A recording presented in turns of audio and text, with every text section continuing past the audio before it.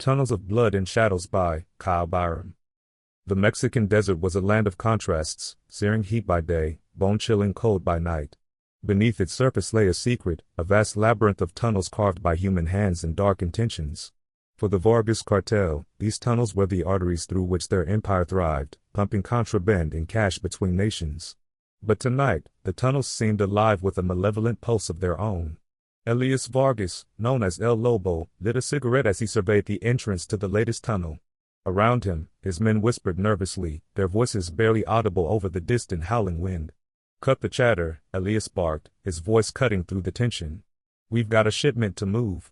El Jefe, Chino, the wiry engineer, approached him hesitantly. "The men are saying they've been hearing strange things down there." "What kind of things?" Elías growled, exhaling smoke through his nose. "Voices," Chino said, his face pale under the flickering lantern light. "And footsteps. But there's no one else down there." Elías clenched his jaw. "Then maybe the rats learned to talk. Get them moving, or I'll drag them into the tunnel myself." Chino nodded reluctantly and disappeared into the shadows. Elías watched him go, unease coiling in his gut like a snake. He'd been in this business long enough to know when something wasn't right. The tunnel swallowed them whole, its entrance looming like the gaping maw of a beast.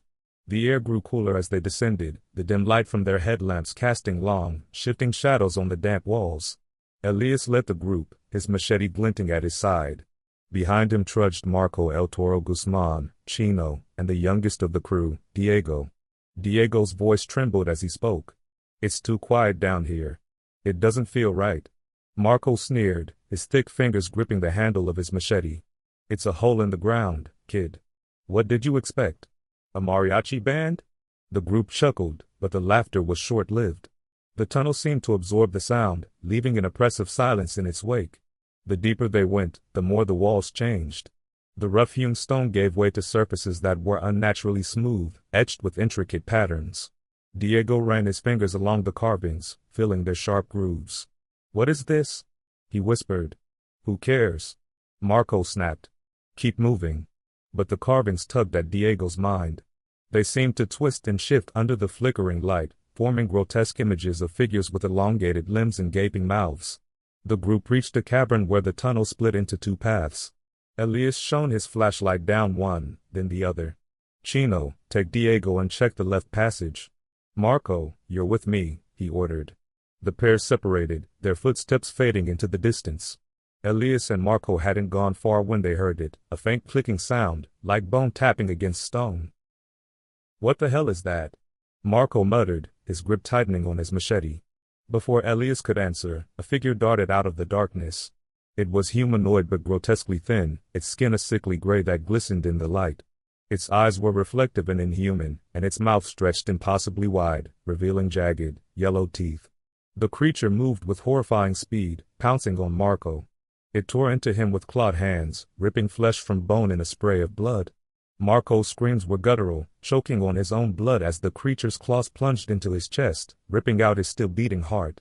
Elías fired his pistol, the gunshots deafening in the confined space. The creature hissed, its head snapping toward him. Blood dripped from its maw as it retreated into the shadows, dragging Marco's twitching corpse with it. Elías stumbled back toward the fork, his breath ragged. He found Chino and Diego huddled together, their faces pale. "We have to get out," he said, his voice shaking. "What happened?" Chino asked. "Marco's dead." "Something," he broke off, his eyes darting to the shadows. "We're not alone down here."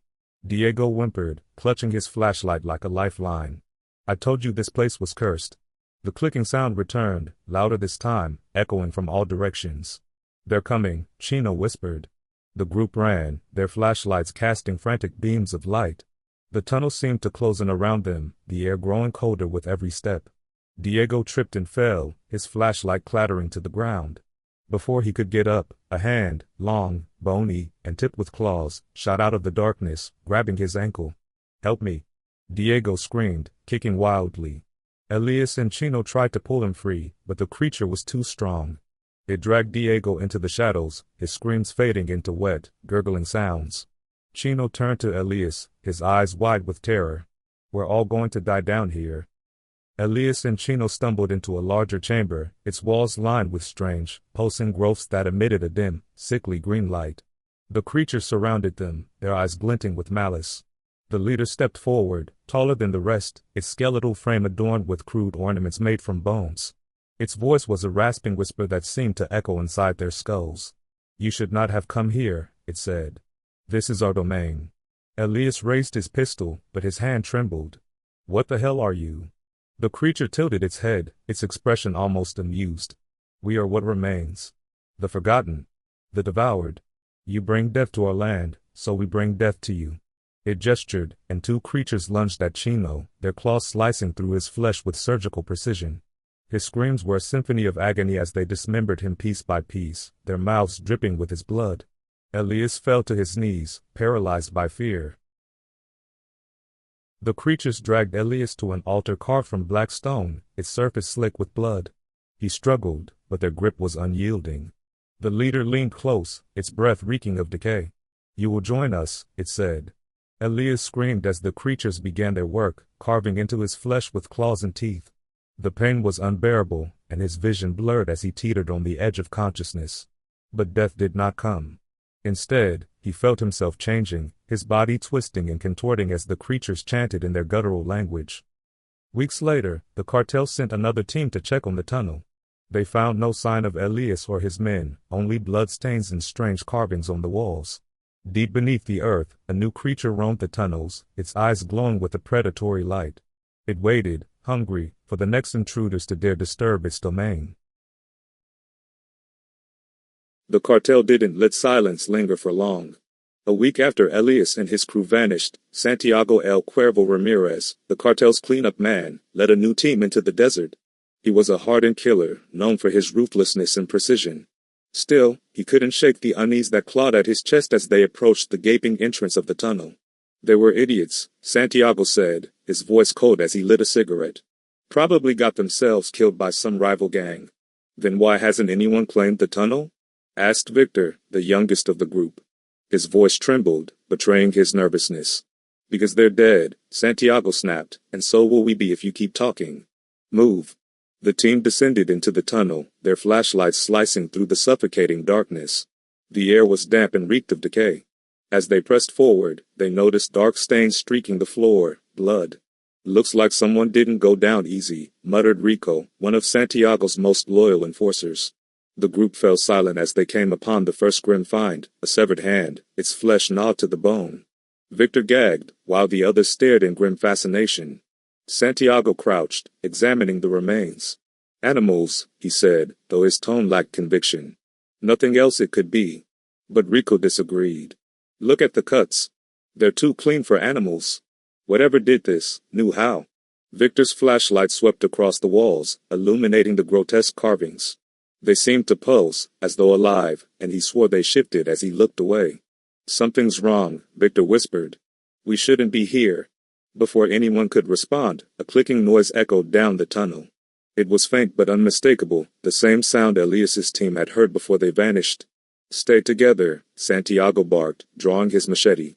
The men clustered tightly, their breaths quick and shallow. The noise grew louder, closer. Shadows danced unnaturally in the flickering light. Then it appeared, something hunched and skeletal, its eyes reflecting the beam of Victor's flashlight. At first, it seemed monstrous and unrecognizable. But as it crept closer, their horror deepened. It wasn't just a creature. It was Diego. Or what had once been Diego. The young man's face was twisted, his skin a sickly gray that glistened unnaturally. His eyes burned with a predatory light, and his mouth stretched impossibly wide, revealing jagged, yellow teeth. He moved with an unnatural gait, his limbs elongated and clawed. Victor screamed, stumbling backward. "Diego?" The thing tilted its head, as though recognizing the name. But whatever humanity had once resided in Diego was gone. With a guttural hiss, he lunged. Erupted. Santiago swung his machete, but Diego moved too quickly, slamming into Rico and ripping his throat open in a spray of blood. Rico gurgled, clutching at his neck as he fell to the ground. Victor fired his gun wildly, the shots deafening in the confined space. One bullet struck Diego, but it barely slowed him down. "Fall back," Santiago yelled, dragging Victor by the collar. They ran deeper into the tunnels, their footsteps echoing against the stone walls. The clicking followed them, joined now by others. Dozens of glowing eyes began to appear in the shadows, each attached to a grotesque form that bore a haunting resemblance to the missing men.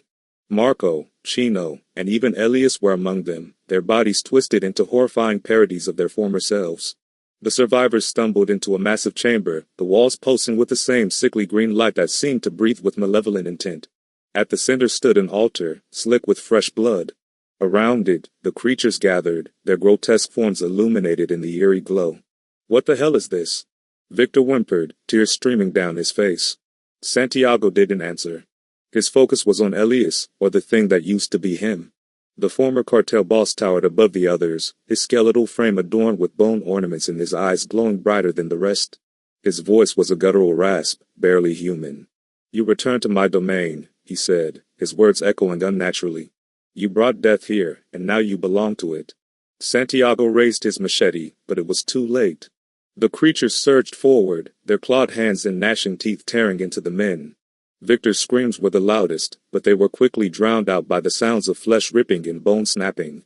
Santiago fought until the end, his machete carving through one creature before another tackled him to the ground. He stared up at the glowing carvings on the walls, their shifting forms mocking him, before the leader leaned down, its jagged teeth closing around his throat. A month later, a rival cartel sent a team to claim the tunnel, lured by rumors of its lucrative potential. They found no cartel, no supplies, only bloodstains and carvings that seemed to pulse with a life of their own. Deep beneath the earth, the creatures waited. There were more now, their numbers growing with each intruder. Among them, Santiago's glowing eyes burned the brightest. They had become the tunnel's guardians, bound to it for eternity, hungry for the next fool who dared to enter their domain.